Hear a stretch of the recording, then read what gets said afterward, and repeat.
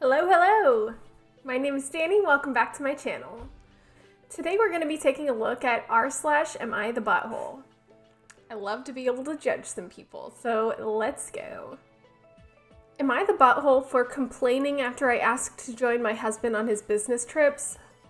My husband and I hadn't been spending much time together, even though we've only been married 4 months, so I asked him if I could join him on his business trip. It took some convincing because he thought I would be bored the whole time, but he eventually agreed. He was supposed to be in Berlin for a week, but it somehow turned into him going to 5 different countries in 9 days. It was awful, and I was severely jet-lagged the entire time, so I felt like crap. I don't know how he and everybody else was coping with the travel, but I told him I wanted to go home because I couldn't keep up with his schedule. After a lot of arguing, he did eventually slow the pace down, and we went home earlier than he would have liked, even though I told him I could go home by myself. During the argument, he said I shouldn't complain because I invited myself along and he was trying to get all of his work out of the way for me. He has to go on another trip in a few days, and he told me I couldn't go because of what happened last time, even though I wasn't planning to ask. Was I the butthole? Are you kidding me? Yes. You invited yourself along on his business trip, and you're shocked that you weren't just having a great time, and you made him leave early. I know you said you gave him the opportunity to just let you go by yourself. But of course, he's not going to do that. He's going to try to be a good supporting husband and come back with you. You created your own problem and you were complaining about it. So absolutely, you should not invite yourself along to a business trip. I can see an argument for it if you were completely self-sufficient and you didn't get in the way of his work, but that's not the case. You got in the way, you complained, and you prevented him from doing work, which is really inconsiderate. So, yes, you are definitely the butthole. Am I the butthole for telling my daughter she was acting like an idiot? Such an idiot. I take and bring my daughter, 17 female, back from school every day. A few days ago, I went to pick her up and she was sitting in front of the school while no one else was there. It was a very cold day and she was shivering. I asked her why she's alone and she said the school was closed 2 hours ago and everyone else went home. I was so angry. I asked her why she didn't call me and her only excuse was that I didn't think you'd come. I told her she was acting like an idiot and that of course I would have come. She called me a butthole and is refusing to talk to me. Something seems a little fishy here.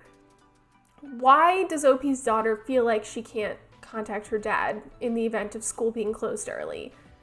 I've got a wonderful father, and I'm sure, I never would have been scared to let him know, oh, school actually got out earlier than usual. And I certainly wouldn't have waited in the cold for hours because I was too scared to reach out. Something's going on and we're not getting the whole story. So yes, I'm definitely going to say OP is the butthole here. Am I the butthole for letting my son operate the self-checkout? I took my son with me to the grocery store today. He's 7. I'm a big believer in learning by doing. I like to give my son as interactive a role in things as possible, and if he wants to do something himself, I always at least let him try unless it's unsafe. When we got to the self-checkout, he confidently told me he could do it by himself, so I let him. There are about 10 self-checkouts and 1 line for all the machines, so people don't line up behind individual machines. He was a lot slower than I would have been, but he managed to do it all with my supervision, even the produce. As we started to wheel away, a woman walked up and slammed her grocery basket on the counter. She said, "Thanks for doing that as slow as possible, a-hole."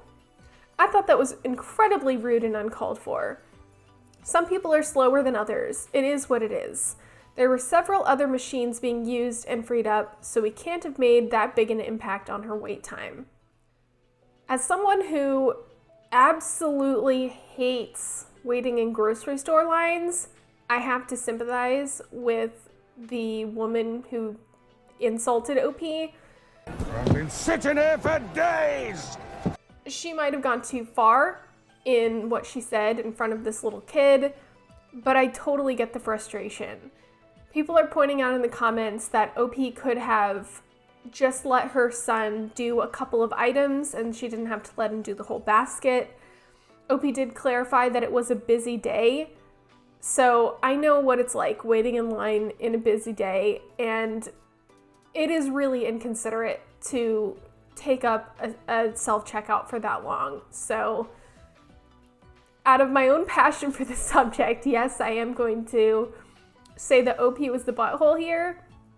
But I do understand that it's important to teach your kid how to do things and get them involved in everyday life things. And I'm sure it made him a lot less bored and more self-sufficient. Like, it's great for him, but it is inconsiderate to the other people at the store. So, good mother, but inconsiderate shopper. Am I the butthole for refusing to take a DNA test to confirm my fiance and I are not related because I'm uncomfortable sharing my DNA with big business? I'm a 27-year-old male and my fiance, 26-year-old female, is adopted. She was adopted at birth and hasn't had any contact with her birth family. She read an article a few months ago about a married couple who were both adopted and found out they were biological siblings 6 years into their marriage. Now she's worried that might be us, even though I was not adopted. I explained to her over and over again that my parents have been faithful to each other, so there's no way we are siblings. She still wants us to get tested in case there's an uncle or other relative of mine that slept around.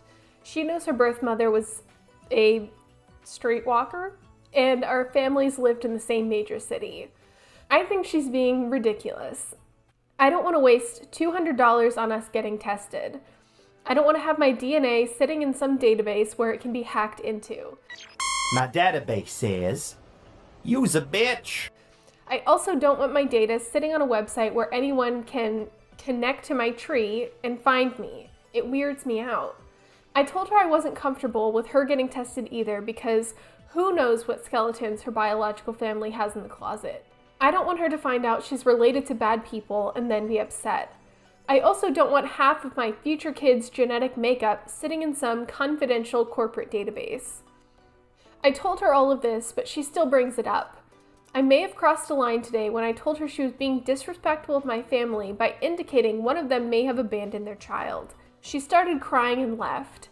She's not answering any of my phone calls or texts, and her sister is calling me a butthole for saying mean things about her biological family. As far as I'm concerned, they abandoned her, so they're dead to me, and I don't owe them any respect. On the other hand, they are genetically related to her, so maybe by proxy I'm calling her a deadbeat too? I still don't want either of us to do the test, but I have a feeling this isn't going to blow over. So am I the butthole if I continue standing firm and refuse to get tested? This one's a little complicated. So I think that everyone has the right to not have their DNA tested. I don't think that OP's wife can force him to get a test. I understand the hesitation, the desire not to be in a database. I get it. But I also don't think that OP has any right to prevent his wife from getting the test done. If she is ready to find out about skeletons in her closet, that's her right.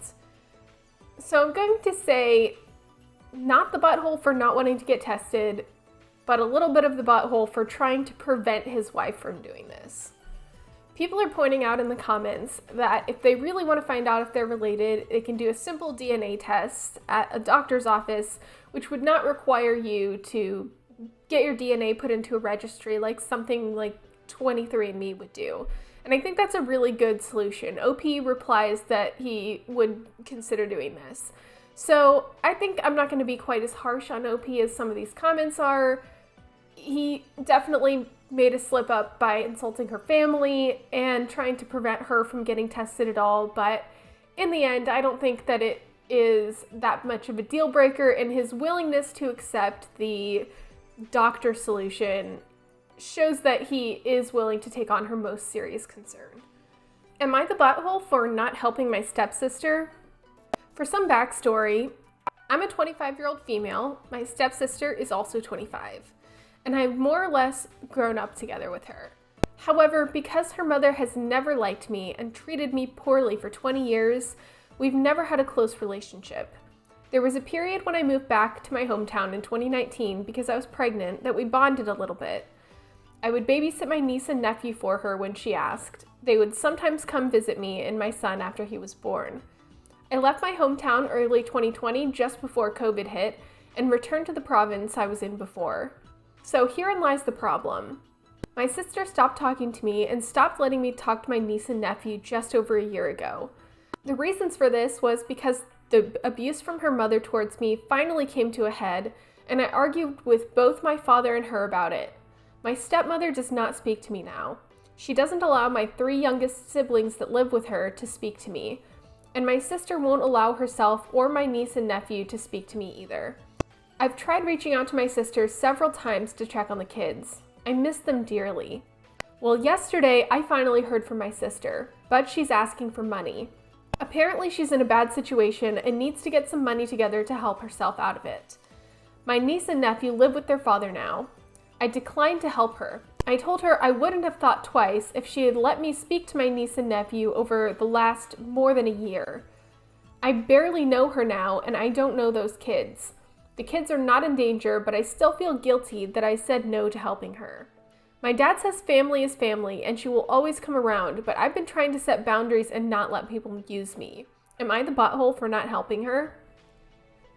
No. If she wanted a relationship with you, she would have had a relationship with you. She's only reaching out because she wants something from you, and that's not a healthy dynamic to have. I think you are right in setting that boundary. Maybe if she wanted people to be willing to give her money, she should have been nicer to them. It's not your fault that your stepmother was abusive towards you, and she didn't need to cut off your contact with your niece and nephew. So no, I would say definitely not the butthole. Nobody's entitled to your money. That isn't my money, animal! Am I the butthole for saying my mother is insensitive for calling her new partner her soulmate? I'm a 21-year-old female. I recently welcomed my own child into the world, and I've been pretty emotional since. My mother always encouraged me to express myself, be independent, and got me into things like art and swimming. We were super close.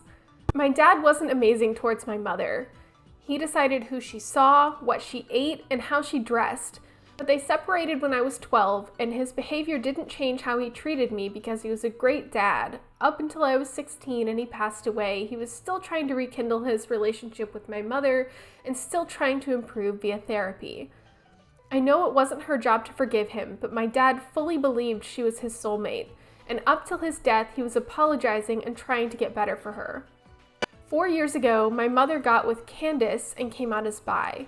She said her parents wouldn't have accepted her, but now she has nobody to hide from. I would have accepted it, but then 2 years ago they had a son, and they're talking about another child.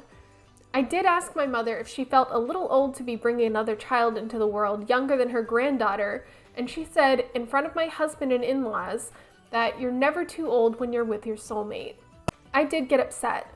I said that's a little insensitive when she never considered my father to be her soulmate. Considering everything, he's always tried to get better for her, to support her, and that even if she didn't believe that, she shouldn't have said that in front of her child, especially when she's been with Candace for 4 years versus the first love / 15 years she was with my dad. She went silent and the meal was awkward. My husband apologized on my behalf. I told him not to. My mother's new partner called me a massive narcissistic butthole and left. Am I the butthole? Yeah, please. Yes, OP. By your own admission, your dad was not good towards your mother. Just because this was her first major relationship, just because it resulted in you, OP, does not mean that your father was her soulmate. And it's pretty self-centered of you to think that that makes any difference.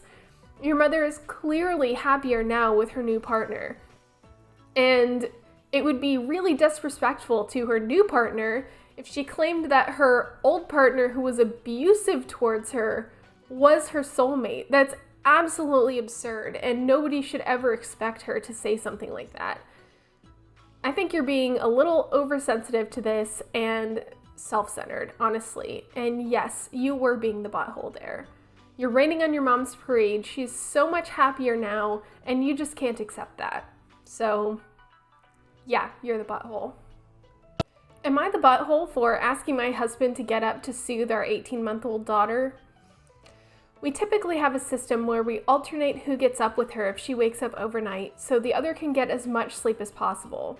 Of course, if one person has been up for multiple hours and is at their wits' end, we tap out when necessary to keep us all sane.